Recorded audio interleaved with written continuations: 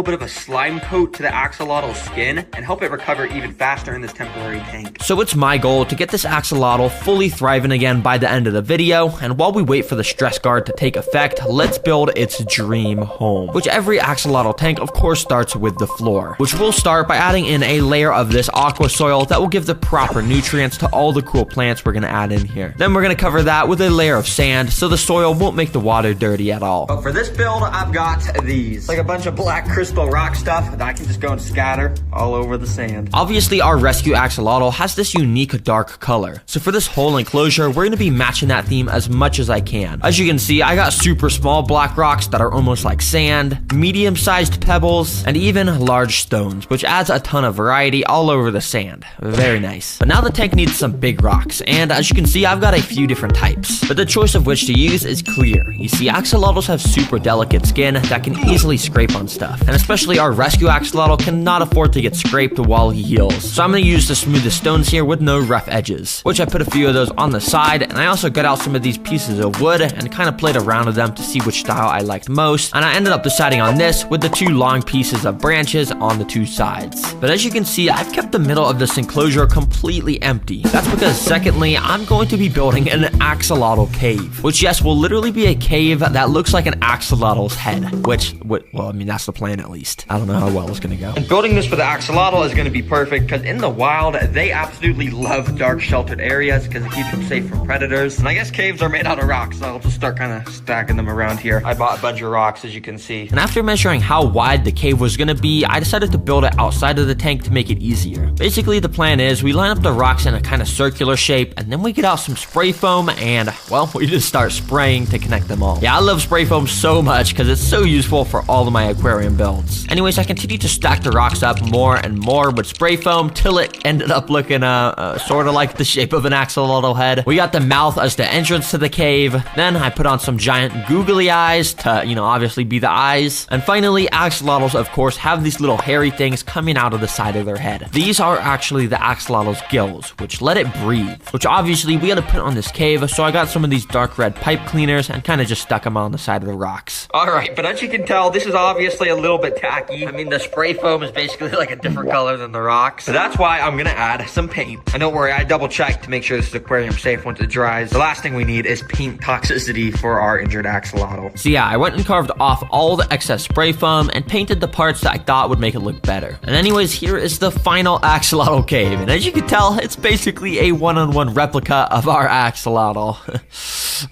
So I went and put it inside, and well, boom, it is done. But you see, the coolest thing about this axolotl cave is if we go off and turn off, you know, all the lights, the eyes glow in the dark, kinda. And it's not even that dark in here. If it was pitch black, this would be kind of scary to be looking at night, I'm not gonna lie. Anyways, before the rest of the build, you're probably wondering how the axolotl is doing. Well, she's actually doing really good. It's been about 8 hours since putting her in here, and you can tell she was being way more active, walking around thanks to that stress guard. But I've been doing even more research on how to heal the axolotl, and a lot of people are saying to use Indian almond leaves in the water. I didn't even know what those were, but I went out and bought some, of course. Whatever I can do to give the axolotl his best health, I will do. And I guess you just put them inside like that, and then just mix it around.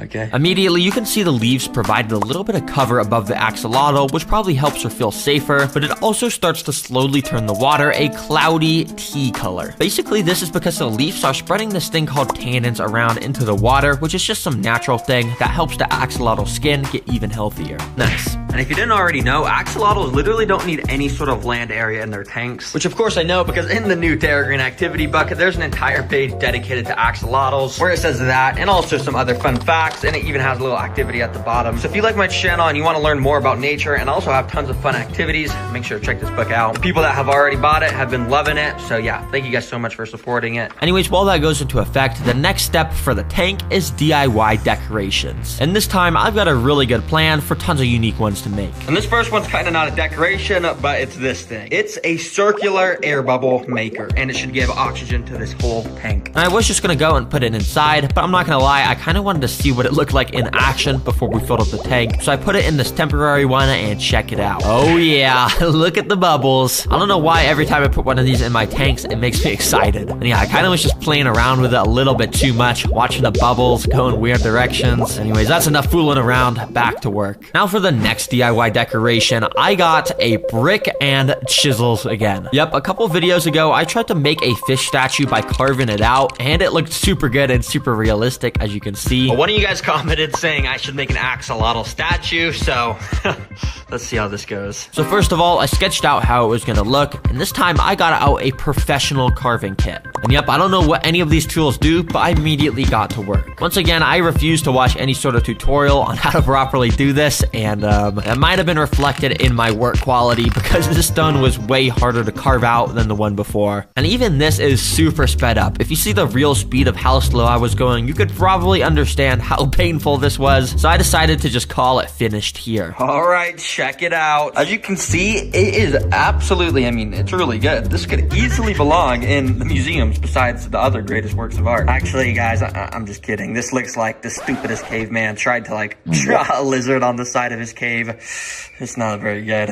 Hey, it was still kind of fun to build, so I'm just gonna plop that right there. And if you think my sculpting work is super good, go ahead and leave a comment saying what I should build next. I might try one more, and I don't really know if it's gonna go too well. I also put on some googly eyes because, of course, everything needs googly eyes to look good. Now for the final DIY technology, it's gonna be a custom plaque. Which, yup, I've got right here. And I'm gonna go and hang it right above the tank so I always know what's inside of here. So don't worry, I won't be replicating how bad the statue was, so this time I will really be taking my time to follow the outline of this picture. To make the drawing on the plaque, I first drew the pattern out of pencil, and if I thought any part looked bad, I erased it and redrew it. And by the end, the outline was pretty similar to the one on my phone. And don't worry, I know you can barely see this, so in order to actually engrave it into the plaque, I now had to use this wood burning thing. Basically, the end of this pen is like a bajillion degrees hot, and it literally burns the pattern into the wood. It's kind of like what I did in my camouflaged mantis video when I made the sticks black, but yeah, just much more controlled, and it didn't take too long to finish it all up. I even went and wrote what I was gonna name the axolotl at the top of the plaque.